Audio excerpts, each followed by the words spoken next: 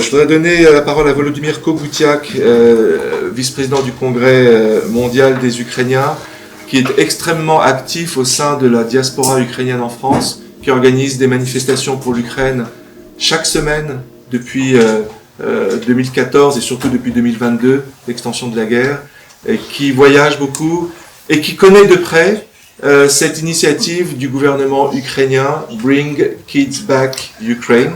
Donc merci beaucoup Volodymyr, c'est un honneur, un plaisir que vous ayez accepté d'être avec nous aujourd'hui. Merci cher M. Arjakovski, merci à la fois aux intervenants d'être présents, mais à la fois à vous tous de vous intéresser au sujet ukrainien et d'être actifs, de soutenir l'Ukraine. Donc un grand merci à vous.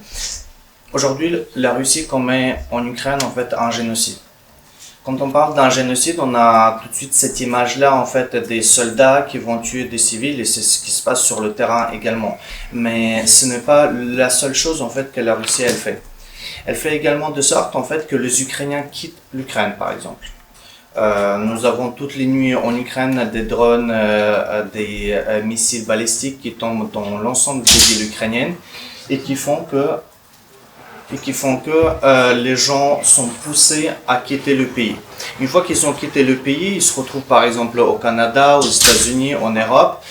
Il y a déjà des agents pro-russes sur place en fait qui font tout pour que ces gens-là ne reviennent jamais en Ukraine. Par exemple, ils essaient de casser l'image de l'Ukraine à l'étranger. Ils vont faire de sorte en fait que les gens croient qu'il faudrait absolument prendre donc un certain nombre d'initiatives pour oublier complètement la nationalité ukrainienne et prendre la nationalité d'un autre pays, ne pas la garder et ne pas venir. Par exemple, aux manifestations, vous avez parlé tout à l'heure des manifestations que nous organisons, et il y a des gens qui font de sorte qu'en fait, que les Ukrainiens ne viennent pas aux manifestations parce que, soi-disant, ça peut être très dangereux. C'est l'une des choses qui fait que pour que les gens, une fois qu'ils ont quitté l'Ukraine, oublient leurs origines, ils ne reviennent plus jamais en Ukraine. Et bien évidemment, il y a cette question-là, en fait, des enfants ukrainiens qui fait partie également en fait du génocide que la Russie elle commet sur le sol ukrainien. Ces enfants, vous avez eu tout à fait raison, ils se divisent en plusieurs parties puisque vous avez certes des parents qui ne pouvaient pas sortir du côté de l'Europe, en fait, côté ukrainien, en fait, ils ne pouvaient pas aller par là, du coup, pour survivre, ils sont allés en Russie, ils sont allés avec des enfants, mais nous avons également, en fait, des orphelinats où des soldats sont venus, ont pris des enfants, ils les ont envoyés soit dans les familles, soit dans des centres spécialisés. Et peut-être la chose la plus grave, en tout cas qu'à ce jour on a vu officiellement, c'était ce petit garçon qui avait 16 ans au moment où il a été dans un orphelinat et à 18 ans on l'a envoyé sur la ligne de front en Ukraine, côté russe, combattre en fait contre les Ukrainiens. Et ça montre très bien en fait quand on parle du génocide en fait de quelle manière tout se fait.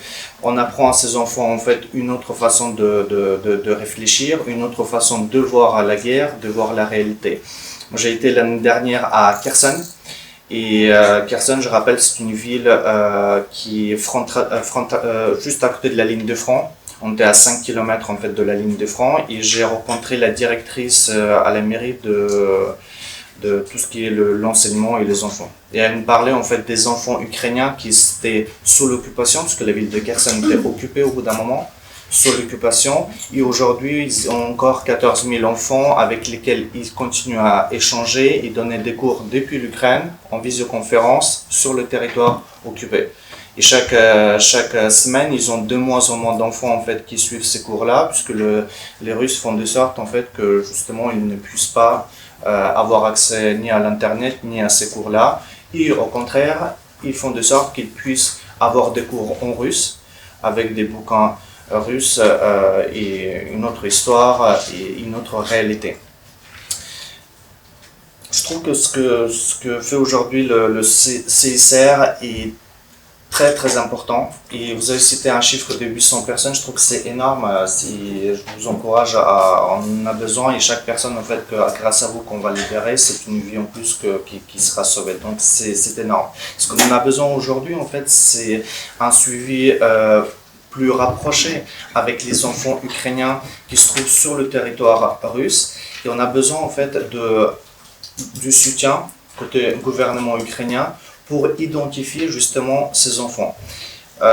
Lorsque la Russie commence à les kidnapper, c'était plutôt assez simple de retrouver les noms des enfants ukrainiens qui se retrouvaient en Russie, puisque les parents eux-mêmes ils communiquaient sur les réseaux sociaux qu'on vient d'accueillir un enfant ukrainien. Et en Ukraine, donc, on était capable en fait de retrouver tous ces noms-là. Aujourd'hui, tout est tellement discret qu'on n'arrive pas à comprendre où sont les enfants. Et je pense que s'il y a une organisation qui est capable aujourd'hui sur le sol russe de faire un certain nombre de vérifications, de déplacements, de rencontrer ces enfants-là, peut-être même leur parler, c'est peut-être vous. Et donc, un grand merci pour ce que vous faites déjà, mais on vous encourage vivement en fait justement à continuer et à pouvoir rencontrer ces enfants. Je tiens à rappeler qu'à chaque fois qu'on rencontre une personne, que vous rencontrez une personne et que vous mettez un nom sur un papier, cette personne existe. Tant qu'elle n'est pas sur ce papier-là, la personne, que ce soit un militaire ukrainien, que parfois vous rencontrez des militaires aussi, ou des enfants, cette personne-là en fait commence à exister aux yeux du monde. Tant qu'elle n'est pas sur ce document-là, dans la famille d'accueil, ils peuvent faire tout ce qu'ils veulent avec l'enfant n'existe pas. Et je terminerai sur cela. Merci. Merci beaucoup Volodymyr, c'est important d'avoir votre témoignage parce que vous êtes sur le terrain. Vous nous avez pas dit grand-chose sur l'initiative Bring Kids Back Ukraine. Vous disiez que vous connaissiez les gens qui s'en occupent en Ukraine. C'est qui, par exemple?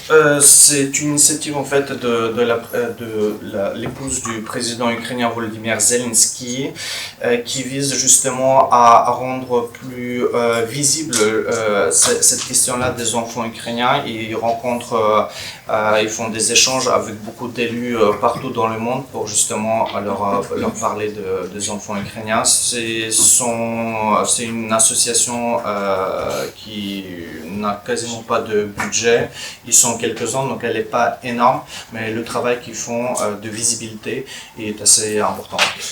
C'est important pour nous de savoir ça parce qu'une question qui se pose quand on fait de la médiation, c'est de savoir est-ce qu'on ne peut pas faire un relais de cette organisation initiée par l'État ukrainien en France. Pour l'instant, ça n'existe pas.